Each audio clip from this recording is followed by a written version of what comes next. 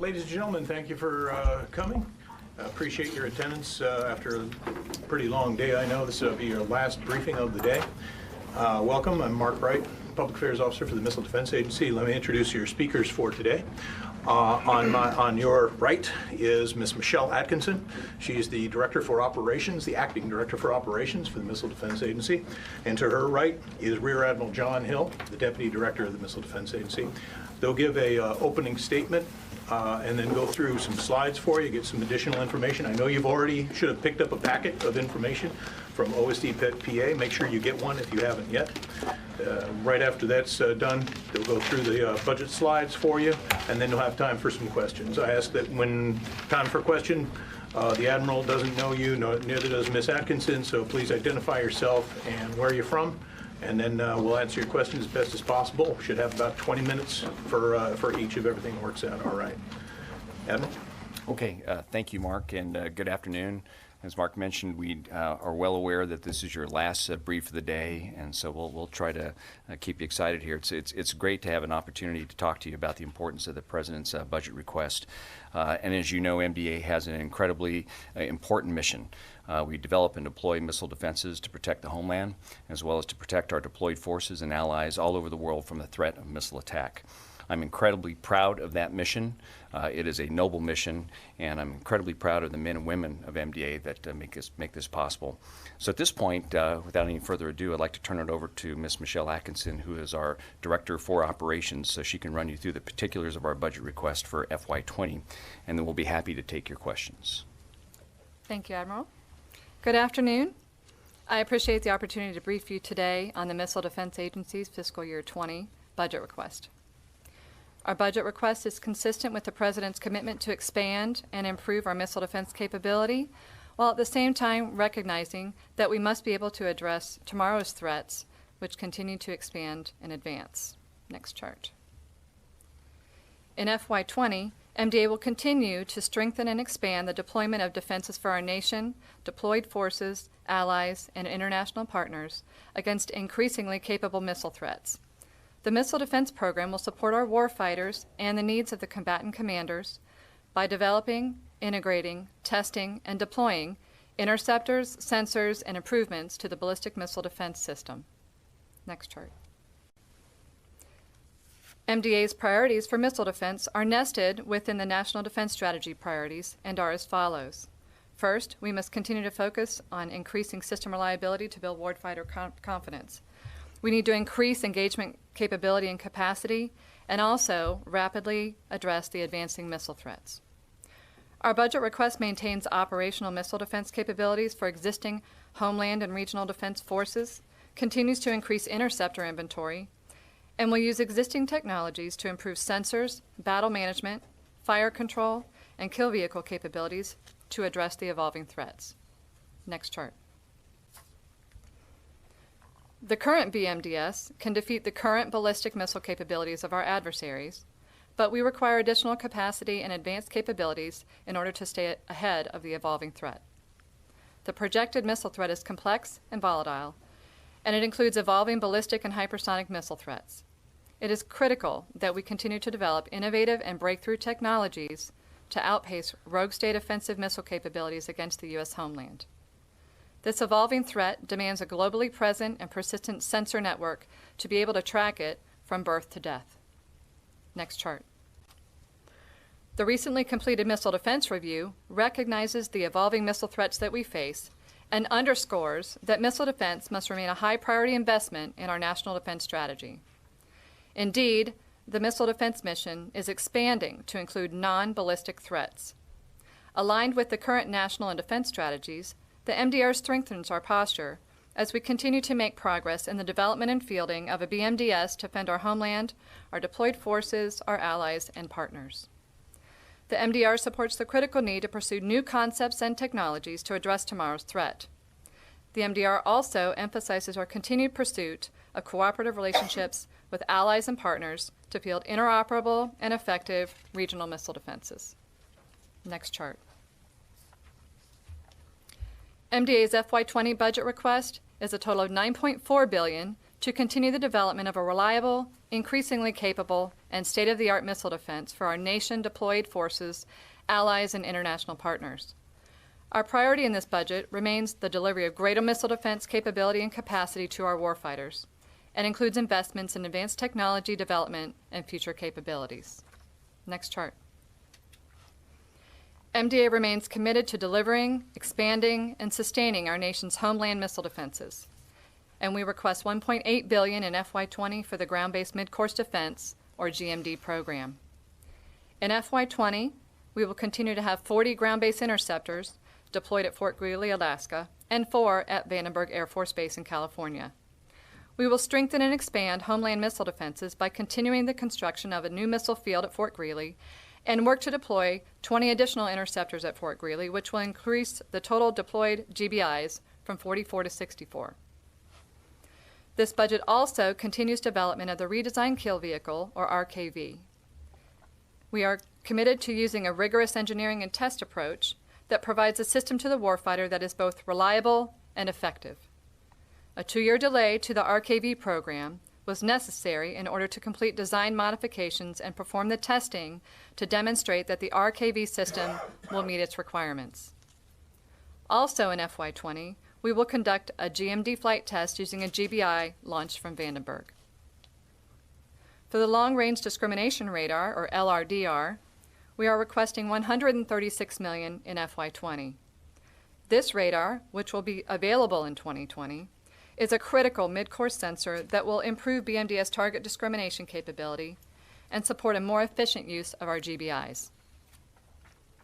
We are requesting $128 million for the sea-based X-band radar, which provides precision mid-course tracking and discrimination to protect the homeland.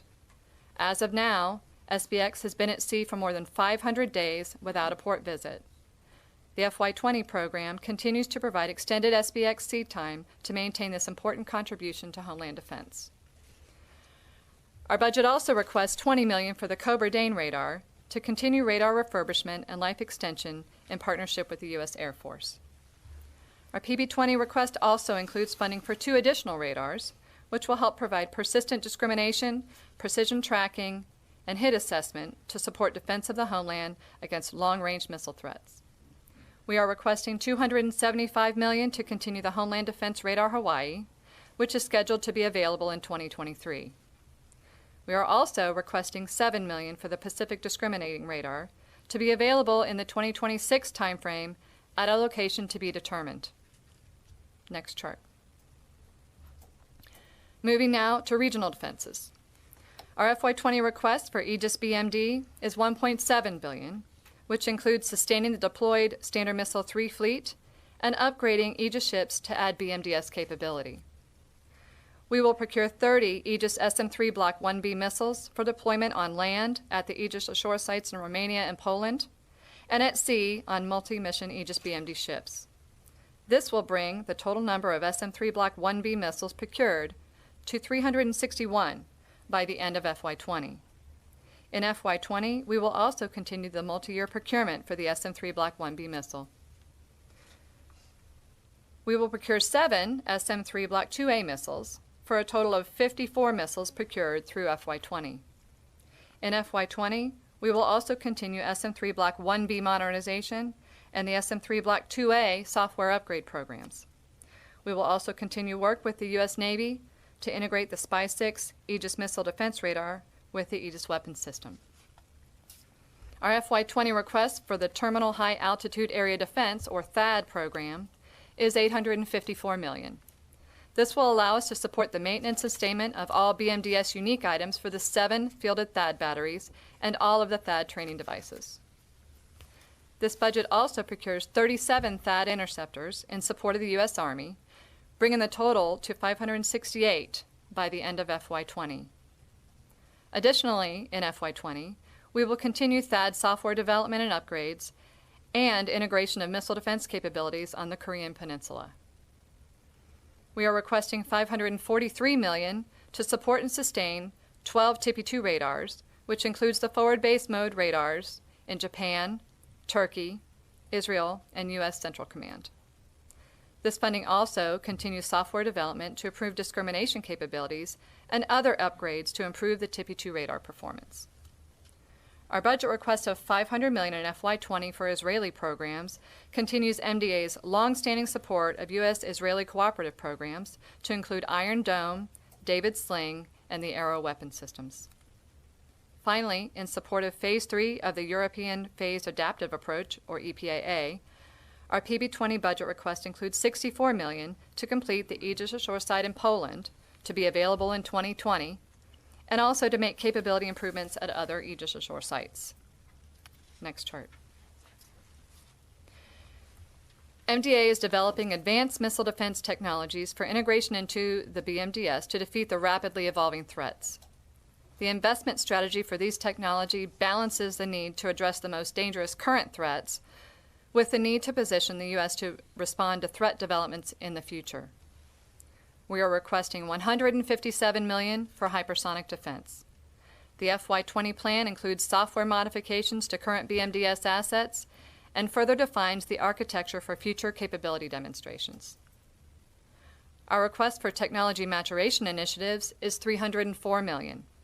This includes a new effort for the development of a neutral particle beam that will leverage past and current work on particle beams, related enabling technology, laser pointing, and laser stability to provide a component technology for a future system that will offer new kill options for the BMDS and will add another layer of protection for the homeland. This funding also provides laser scaling efforts to scale up power levels to support DoD-wide capability objectives. Our FY20 budget request also continues discrimination sensor technology development and supports advanced technology testing. We are requesting $63 million for MDA space efforts in FY20 to sustain the 2 space tracking and surveillance system satellites operating in low Earth orbit, and to continue development of the Space-Based Kill Assessment Sensor Network. We are requesting $14 million for the Multi-Object Kill Vehicle, or MOKV, to fund technology risk reduction efforts to establish a foundation for killing multiple lethal objects with a single interceptor. Next chart. We are requesting $564 million in FY20 for the Command and Control Battle Management Communications System, or C2BMC.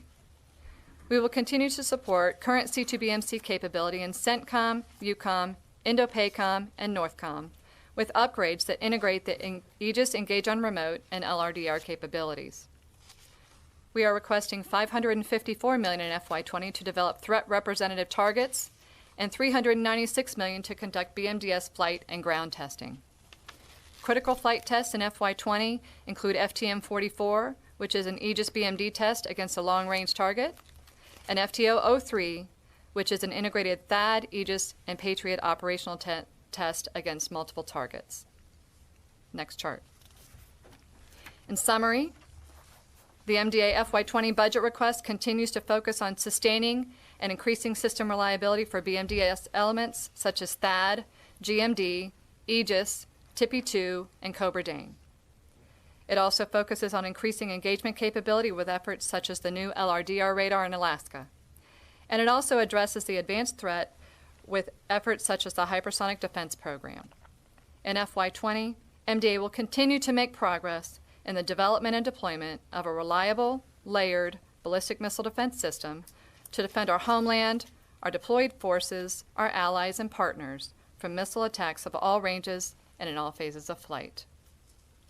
The Admiral and I will now take a few questions. Hi, good afternoon. Thanks for doing this. My name is Tom Squitieri with Talk Media News. I have 2 questions, one off of what you said and one from something that happened yesterday. The radar in the Pacific that you didn't say where it's going to be yet, is that going to be on United States territory, or is it going to be someplace offshore? Can you answer that, or is that classified? I'll go ahead and give you the best answer that I can, given where we are That's today. always the one I prefer.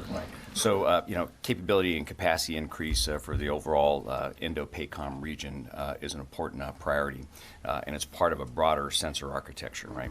So, in coordination with the department and with the combatant commands, we're continuing to assess potential sites, and so I would say all the above. As we assess the threat and different sites, then we'll determine where it should be. The reason I asked that question, it leads to one I had in mind when I came here. Yesterday, Austin Long spoke at the Hudson Institute, and the topic was hypersonics, and he noted how far, this is a Pentagon person, he noted how far China is on hypersonics, and the idea of having a network to determine hypersonics, including a sensor network, that the United States had a roadmap while China had investments. How do you judge the time frame to when we'll have some type of sensor-based network that they spoke of yesterday to help fulfill the goal that Michelle had said just at her conclusion? Yeah, so I think it's a mix of investments and really understanding the projections of where the threat is and where it is going. So Ms. Atkinson mentioned Pardon me. That's okay. She lets me call her Michelle every now and then. So she talked about the initial investment on existing sensors today and how we can bring those together to handle those advanced threats. And that's kind of where you normally start, right? And then we move to radar technology and place those in specific places to give us as much of the track custody, as was mentioned earlier, from launch all the way to intercept point. We have been very consistent in the need to take sensors and go into space so that you have that global coverage, particularly for advanced threats that would overfly or underfly the field of view of a radar. So we're working with the department now to work through that architecture, make those investments, and be a part of a multi-mission sensor layer capability for the department. Thank you. Tony? Tony Capascio, Bloomberg. You flicked the problem with the redesigned kill vehicle. How serious are the technical problems, or is this more quality parts issues that Raytheon's having? Yeah, so I'll just, for those who may not be familiar with it, so the RKV is the redesigned kill vehicle. We went down this path, signed an acquisition plan back in 2015. The Undersecretary of Defense for Acquisition Technology and Logistics at the time signed that out, and we were moving through, came through a preliminary design review, and as we approached the critical design review at the end of last year, and those of you who aren't familiar with what a CDR is, when you get there, you're satisfied with the robustness of your design, you've done all the modeling and simulation, and you believe that you're ready to go to production. We have specific entrance criteria to take us there. We did not believe as a government team that we are ready to take that step into that critical design review. And so through coordination in the department all the way up to the Undersecretary for Research and Engineering, we determined that the best thing to do is to go back and assess that design and take the time to do it right. We could do what some programs do and what the Missile Defense Agency did years ago, which is to go ahead and produce what we've got and then deal with reliability issues in the fleet and erode the confidence of the warfighter. We know that is the wrong step. So we're going back to assess that design and do the proper testing, do the analysis, and then we'll go to the critical design review when we're ready. We're following our normal process of rigorous engineering, gated reviews, milestone driven. To what extent, though, are these quality of parts issues? I understand there's been parts failures and thermal testing and late parts to the production lines. Now, it's we've got to take a look at the whole design, which is what we're doing. We're assessing that, and we're looking at the impact to what that means over the long haul. So over the course of the next few months, we'll have a better feel, but we're working that very hard today. All right, well, to what extent is the fielding expansion to 64 now jeopardized because of this? Okay, so since the additional 20 ground-based interceptors were going to be tipped with the redesigned kill vehicle, a 2-year delay, again, up to 2 years based on our assessment today, would mean that those interceptors will move to the right by 2 years. Thank you. Yes, sir. Thank you. Just to follow up on that, they were initially supposed to be ready in 2023, and now they'll be ready in 2025? That's correct. Thank you. And just to follow up, sorry, my original question, your directed energy budget for the year, do you have a breakout for that one, please? Joe, I'll turn to you. Yes, sir. So I'll have to get back to you on the specifics, but our budget, as I stated in my briefing earlier, our budget includes funding for laser scaling and for other directed energy, like the neutral particle beam type efforts. We'll come back to you. Jason Sherman, Inside Defense. So There had been an effort to accelerate the RKV program. Is that effectively off the table now? We're reassessing the whole program, right? So in terms of any sort of acceleration, we're very focused in on following the system engineering rigor and getting it right. So that's where we are. What are the key milestones between now and that review in 2 years? And can you say a bit about who the key industry players are working on the RKV? Yeah, so the key is when we reset getting to a critical design review, you move those milestones to the right. So it's all the run-ups that would normally take you between a preliminary design review and getting to critical design. So it is the testing phase that is required, it is the modeling of the results of that, and then the full-up analysis before you get to the critical design review. And last year, the MDA asked Congress for permission to put together a multi-year procurement of the SM3 Block 1B. The FY20 request that MDA is putting forward shaves about 64 missiles from the plan that you told Congress you were going to execute on that multi-year procurement. It originally said that you could save 13%. Does the cost avoidance go up in the smoke here? What's the reason for cutting the missiles from the plan? So I can answer that in FY20, the number of missiles decreased because in FY19, Congress did not appropriate the advanced procurement funding. And so that enabled us not to start those interceptors in 19. So we have to start those in 20. So that provided a ripple effect through the fight up of the quantity of interceptors. We fully are committed to the multi-year procurement, and we plan on pursuing that and moving forward this year. And will there be any savings associated with the multi-year procurement as a result? Yes, sir. We're still projecting about as much savings. You are. Great. Just a year later. And can you tell us what the status of the SM3 Block 2A production decision is? Yeah, so we just recently completed an independent technical review that's driven by the Undersecretary for R&E, and the focus of that review was really on the overall reliability. So although we've completed the live fire test campaign and believe that we are almost ready to go to production. Part of being almost ready to go to production is to complete the assessments on overall long-term reliability and to ensure that we have an absolute producible design. So it's just normal course at this point, coming through the engineering to make sure that we're ready, but we anticipate that we'll be able to go to production this year. Wait, an independent technical review? An independent technical review before the production decision? Yes, just to lack of confidence in the capability? It's being driven by Dr. Griffin, and we fully support. We want to have those outside looks. We invite that in, and what we want to do is to ensure that because we're in a cooperative development on a complex system, we want to make sure that when we do go to production, it's a robust design and it's got long-term reliability. Sandra. Thank you. Sandra Irwin, Space News. We were told by DOD that they're actually making some changes in how they resource missile defense in terms of what the priorities of the missile defense review. They said that they are actually shifting from traditional to non-traditional. It was not clear to us what exactly that meant, so I was wondering if you can explain what traditional or resources from traditional missile defense are being shifted. And why do they call it missile defeat and defense? Is that a new thing? I'm not familiar with the statements that you said, but I will state that missile defense, investments in missile defense don't all go to, nor should they go to, the Missile Defense Agency. As you listen to Ms. Atkinson's overview brief, we discussed the other services.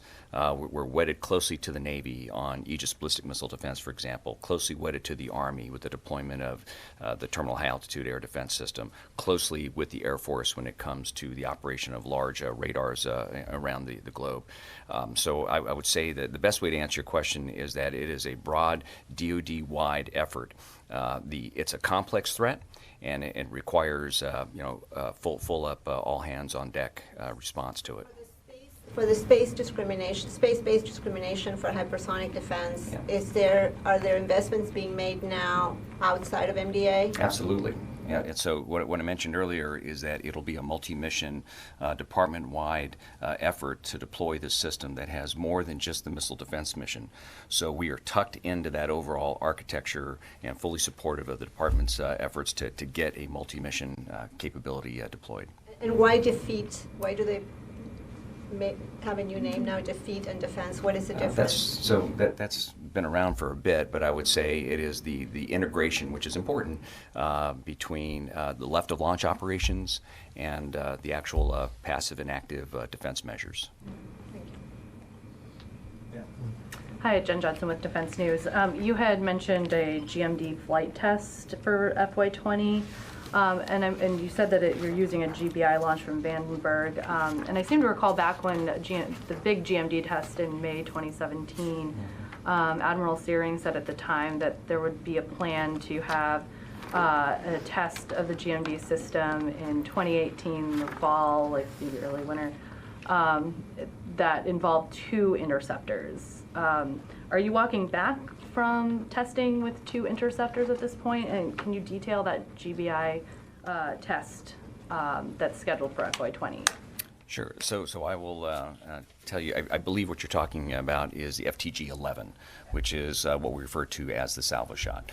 And so we will be launching against an intercontinental ballistic missile range target, an ICBM, and we'll use a salvo of a newest version of GBI and an older version to characterize the interaction of those interceptors as they go after the ICBM, and that's scheduled for this year, actually. And so then what would the FY20 test be accomplishing? The FY20 test will be focused in on an upgrade to the booster. And so once we do that test in 2020, then we can marry it and evaluate the upgraded RKV downstream. Okay. All right. Thank you. Thanks. Can you elaborate a little bit on the neutral particle beam research? Is that because that's sort of a new-sounding thing. Is that something that you think you can actually test this year, and where do you test it? Yeah, so neutral particle beam, like any new technology, the focus will be on technology maturation and also feasibility for that kind of capability. And as you know, it traces back to the Strategic Defense Initiative. We think it's got a lot of promise for the missile defense mission, and so our focus in FY20 is to lay the foundation to get to an on-orbit demo, I think in FY23. And so we'll be doing the ground tests, doing a demonstration on the ground before we're ready to go to the on-orbit demo. And again, focus on maturing the technologies and a focus on feasibility. And that's something that's fundamentally different from the studies that are being done elsewhere on space-based intercept and the feasibility of those? It is separate and distinct. It is a technology effort that will point in that direction. Okay, thanks. Thanks. Dan Wasserby with James. You mentioned the space-based kill assessment. When were those sensors deployed and how many are there? And what does that technology have to prove or go through before it can be integrated into like the operational actual system? Okay. So we did leverage commercial lift, and that capability is deployed today. I'm not going to tell you the number that's there.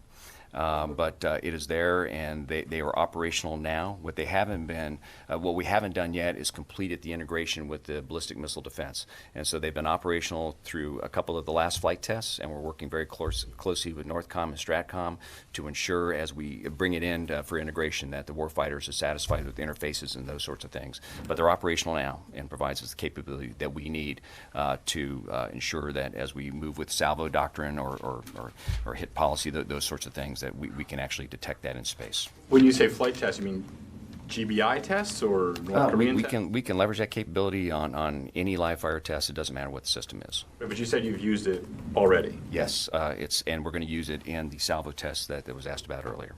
Thanks. Sir. Steve Trumbull with Aviation Week. I was going to ask about the neutral particle beam, but is there anything in the budget for boost phase defense?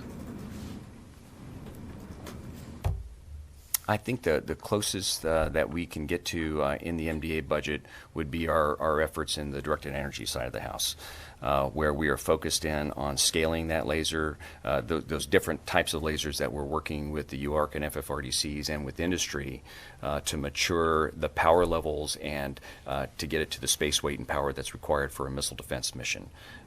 Michelle, am I leaving anything out? So that is the focus for boost phase. Still the idea to use an airborne application versus space application? There is an option there. There are investments being made on potential kinetic energy options from aircraft, yes.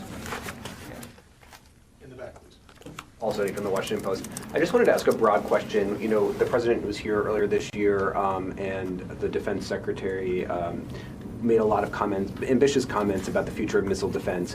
And I think some people will therefore be slightly confused by why then the Missile Defense Agency's budget is declining. And is that because most of those investments are happening outside the Missile Defense Agency, or is there some other explanation for that? Can you just give us a sense of how that squares? Yeah, so I'll start with the Missile Defense Review was approved by the President of the United States. And so we are aligned to the Missile Defense Review. If you look at our budget, that's a significant investment in missile defenses. And as I mentioned before, there are investments being made elsewhere because it makes sense. And do you have an overall figure for missile defense, including Missile Defense Agency and other investments outside, and whether that's increased or decreased?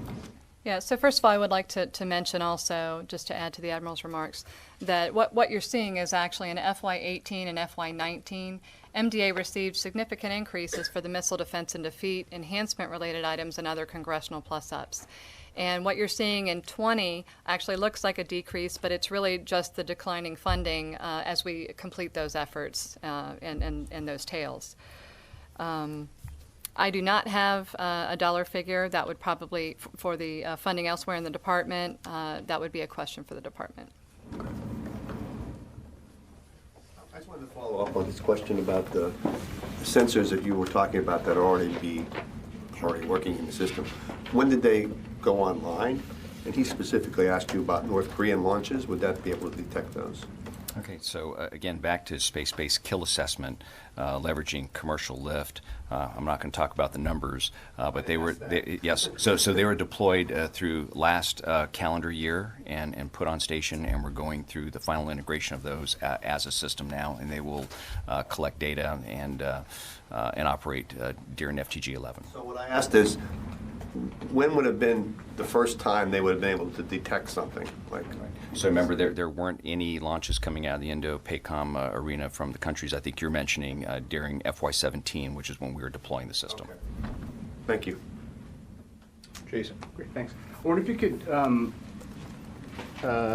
talk a little bit about the difference between what the space-based kill assessment is doing and what the agency is looking for from the space sensor layer. How those two overlap, or how they're similar, how they're different. Okay. So I'll use an Aegis model. If I could also just ask you to give us an update on space sensor layer, what's happening now, and and where's it going to go in 2020? Okay. So just to kind of simplify what can be a pretty complex story, right? So you have indications and warning, right? There's a set of capabilities that do that. So think of that as when you have a launch, right? So indications and warning. And normally you would hand that over to radars to get to a track so you can build a fire control solution, right? So indications and warning happen first, and so let's just say rather than passing to a radar to get that track, if this is some global advanced threat, well then now you would go to the space sensor layer, a department-wide capability that can not only do indications and warning, but also handle the tracking capability. And when you get to the back end and you start to intercept, let's just say it's a kinetic interceptor coming from the ground, then the space-based kill assessment would be that capability that determines whether or not you hit. And then you can make decisions on firing again. It affects your salvo policy. Does that make sense? It does. And what's the status of the space sensor layer effort? Now we're making investments across the department to get to that multi-mission capability. So I would tell you where we are today is going through a deep assessment on what that architecture should look like. Not only the numbers of capabilities, but how you would spread those capabilities, because you may not put them all on one bird. How many do you need, and on what orbitology? Right. And so what are the main goals for FY19 and FY20 for space sensor layer? It is the development of the sensors that would go on as a part of the payload. And that was one of the things that was highlighted during the Missile Defense Review rollout here, yet it's not mentioned at all, I don't believe, in the presentation that you gave here. Right, because it is a broader department initiative that we are a part of. And I say multi-mission, and maybe that's just too broad of a term, but I mentioned indications and warning. I talk about detection and tracking. There are other capabilities that that system will be required to do, and we're just part of that. So who has the lead on space sensor layer? It's at the department level. OSD? It'll be, it's within the department. I'm just not prepared to talk about it today. Yes, sir, gentleman in the back. Hi, I'm Yusuke with NHK Japan Broadcasting Corporation. I have a question regarding Homeland Defense Pacific Corridor. So do you already decide where you deploy it? And if not, when do you decide it? So I talked about it earlier. Maybe you weren't here, but the overall sensor architecture and the drive from our warfighters, particularly in the Indo-PACOM region, drives us as part of the architecture to need another sensor in the area. We are going through a site assessment today. We have made no decisions on the location, but the decision for it will be driven by the evolution of the threat. So as the threat becomes more complex, that will drive a decision, and that's a department level decision. If I could just follow up on that, is that going to be similar in capability to the LRDR? They're all, I would say that you tailor the sensor for the needs in the area. So LRDR, geographically where it's at, has a particular view. We are going to be defending Hawaii. We're going to increase our defense capability of Hawaii with the radar that we're placing in Hawaii. We're still coming through that site selection process as well. And so as we think about where it might go in the Pacific and hone down on locations and sites, it'll be tailored both in size and the power requirements. Yes, ma'am, probably our last question. Go ahead. Yeah, and Mark, can I just go back, just because just back to the space sensor layer, right? Because you asked who specifically is doing it. We're in very close collaboration with the Air Force, and we're tied very closely to the efforts that are being executed by DARPA today. And that's probably the answer I should have given you earlier, but my mind was elsewhere. Okay, I'm sorry. Yeah, I'm just looking for an update on where you are with Aegis Ashore in Poland. It's my understanding Sure. It looks like you're delayed to FY20 for, was it operational capability, initial, full? Can you update us on what some of the issues were around that site, since it looks like it's about a 2-year delay? Yeah, the best way to summarize it is that we've had construction delays. In fact, Lieutenant General Greaves was just out there last week, in Poland, meeting with the team that is bringing it forward. I talked to him during his trip, and he talked about the amazing progress that was made since the last time he was there. So we're progressing along. We believe that we will complete that effort this year, and then we'll be able to install the combat system, which is on site now. We're phasing that work in now, and that we'll complete it in 20. Out construction companies, or what did you do to resolve the issues? I tell you, it's been a lot of hardcore, heavy leadership in partnership with the U.S. Army Corps of Engineers and with the Combatant Command, EUCOM, the local governments there, in the area, directly engaging with Poland and with senior leadership in those companies. So everyone is banded together. The commitment is there to get it done. And as you know, we had some tough weather last year, which contributed to the delays, but it's really been about just completing the construction so that we can move in with the weapon system, get that installed. So what specifically were the problems with the construction? It wasn't a quality issue. It was really just the speed of getting it done, not sticking to the schedule. Again, weather was part of it, expertise, number of people on site to get the work done. And so there's been a lot of senior leadership pressure, all the way up to the Deputy Secretary of Defense helping us to bring this one through. All right, guys, I think that's all we've got time for. Thank you very much for coming. Thanks. Ma'am, Thank you, sir. Thank you very much for your time today. Okay, thank you. Thank you.